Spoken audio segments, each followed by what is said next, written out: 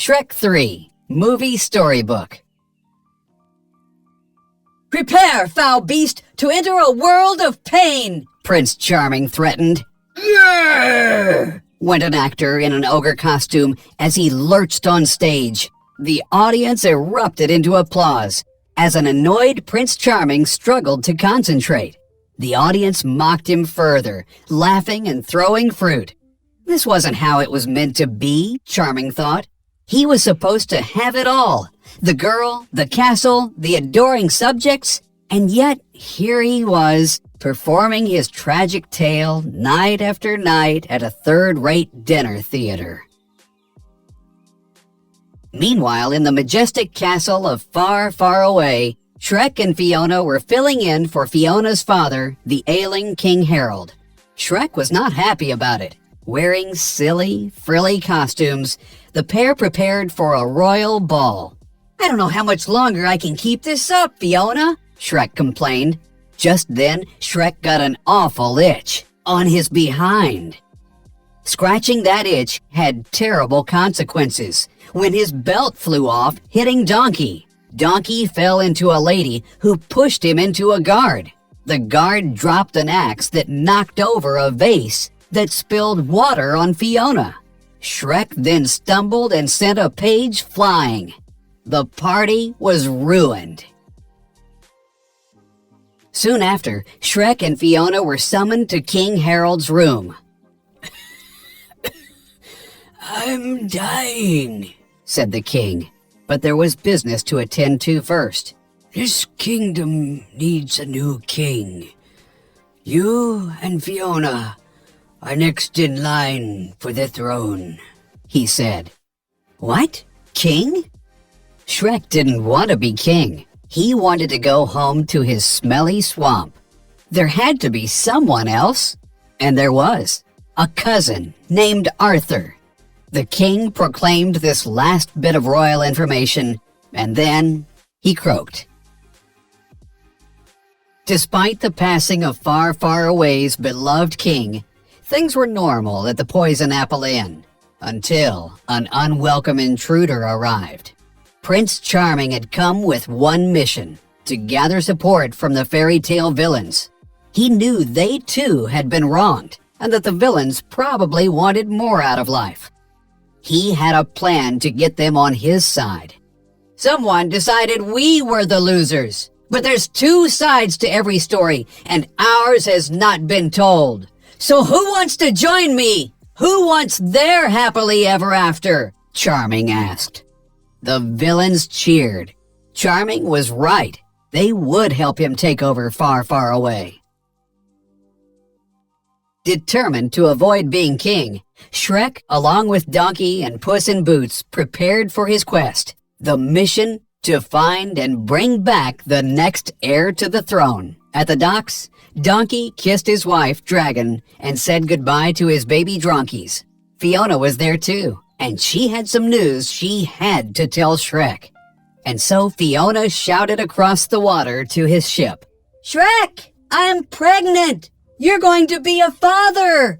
Shrek smiled back at Fiona, but he had never been more scared in his life. At long last, the group reached their destination, a high school named Worcestershire Academy.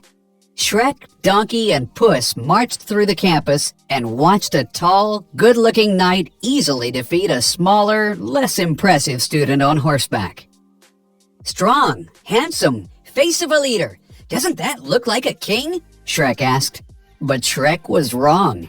It turned out the winner of the joust was not Arthur at all. He was the scrawny kid who'd lost the match. Arthur hurried off, away from the big green ogre and his sidekicks. Puss led them into a nearby gymnasium where Worcestershire's new mascot was being announced. "Come on out, Arthur. I know you're in here," Shrek called. "We need to be getting going. You're the new king of Far, Far Away," he added. Puss led them into a nearby gymnasium where Worcestershire's new mascot was being announced. "Come on out, Arthur. I know you're in here," Shrek called. "We need to be getting going. You're the new king of Far, Far Away," he added.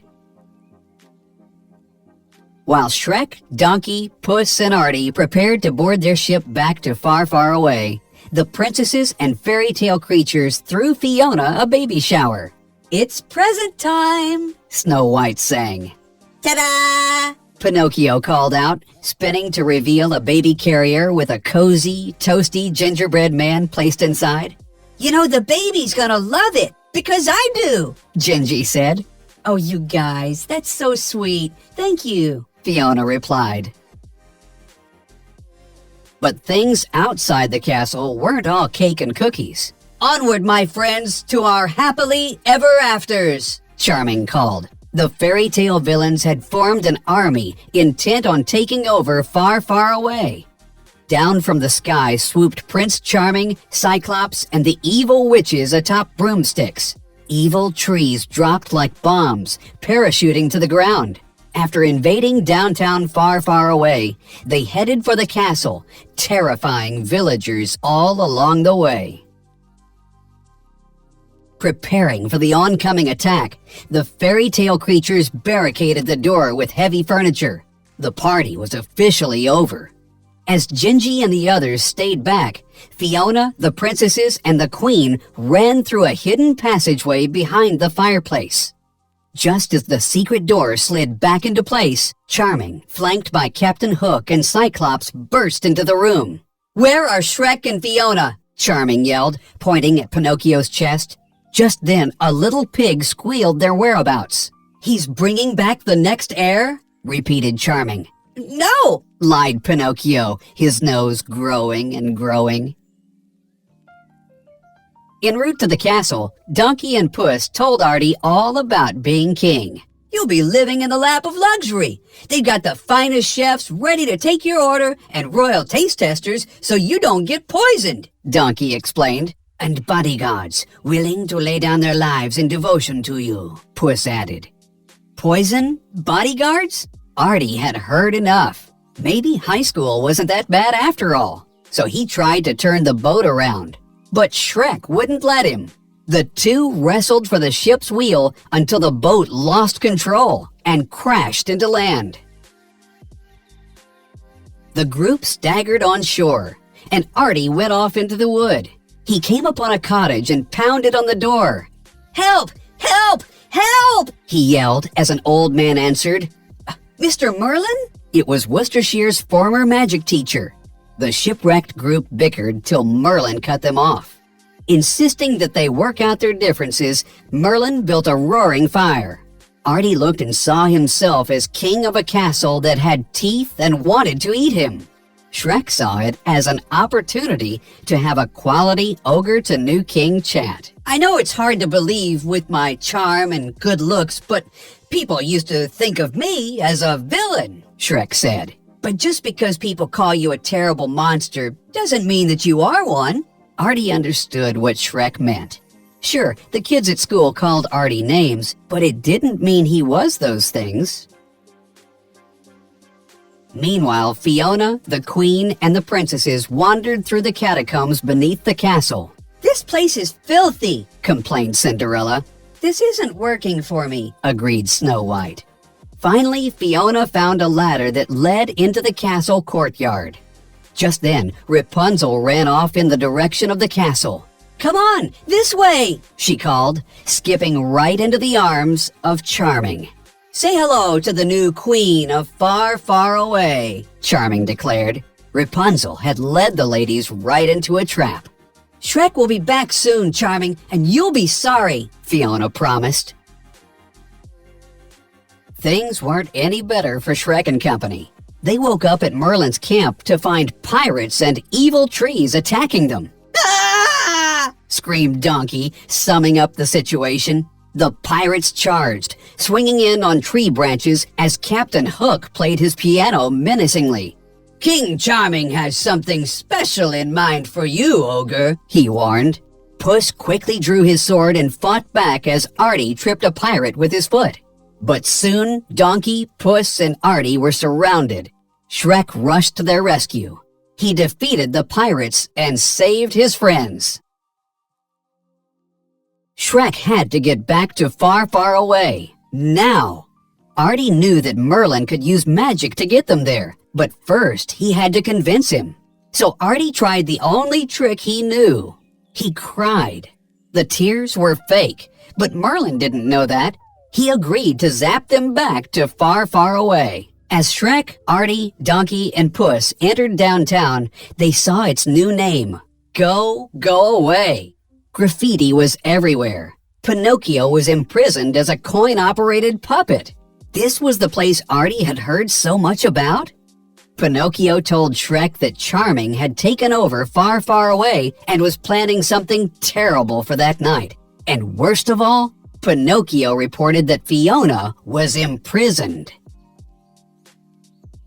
Shrek, Donkey, and Puss tricked their way into Charming's dressing room. Suddenly, guards ran into the room. The good guys were outnumbered. "This boy is the new king?" Charming asked incredulously, looking at Artie. Shrek formed a quick plan that would hurt Artie's feelings, but wouldn't get Artie hurt for real. "You aren't the new king, I am," Shrek told Artie. "I just needed some fool to replace me, and you fit the bill, so just go." Artie was hurt. Artie was confused, but he knew when he wasn't wanted. The guards released him, and Artie walked away, his head hanging down. Held inside a prison cell, the princesses whined and complained just as Donkey and Puss were thrown in with them.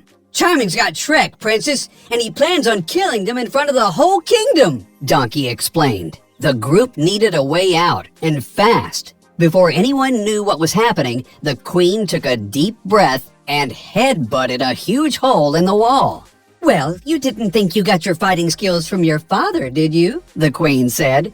"Okay, girls, let's take our happily ever afters back," Fiona declared.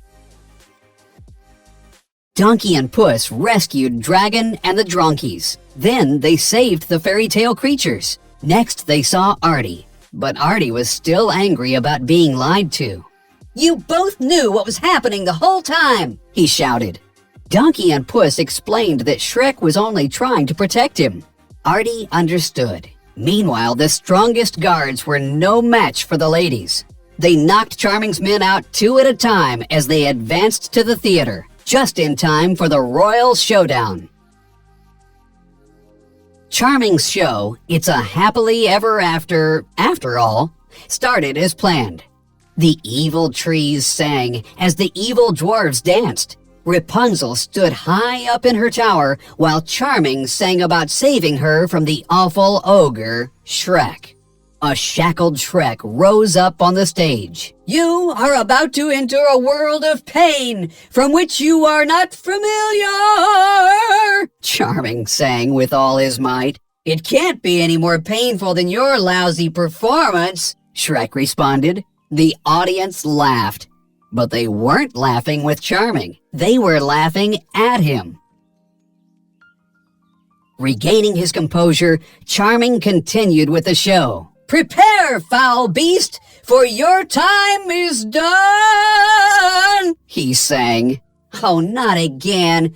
Have mercy, kill me first," Shrek said mockingly. Charming was angry now.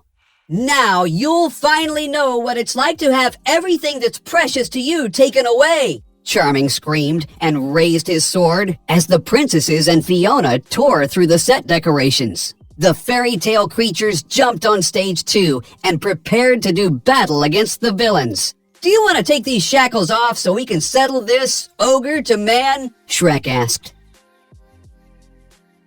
Charming clapped his hands. The fairy tale villains entered the stage and captured Fiona, the princesses, and their fairy tale friends. "You won't ruin things this time, ogre. This is my happily ever after," Charming declared. It wasn't looking good for Shrek.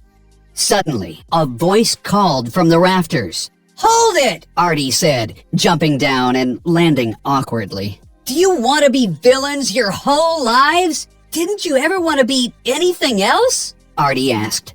The group listened. An evil tree grabbed Charming and held on tight. One of the evil trees spoke first. "Well, it's hard to come by honest work when the whole world is against you," he said, summing it up for the entire group. A good friend of mine told me that just because people treat you like a villain doesn't mean you are a villain, Artie said. One by one, the villains threw down their weapons and confessed their hopes and dreams. The Headless Horseman wanted to learn the guitar. The evil queen wanted to open a spa. Captain Hook wanted to grow daffodils. Shrek signaled to Dragon, and she used her mighty tail to knock Rapunzel's tower on top of Charming. He was defeated, and Artie was responsible. All of the fairy tale creatures hoisted King Artie on their shoulders. "Artie! Artie! Artie!" they cheered. Before long, the babies arrived. Yes, there were 3 little ogre babies. Shrek and Fiona's swamp home was crowded and full of excitement. Donkey and Puss paid frequent visits, as did the Queen. And before long, the formerly royal couple got into the swing of things, feeding and burping with efficiency. It wasn't the life Shrek originally imagined for himself. It was much, much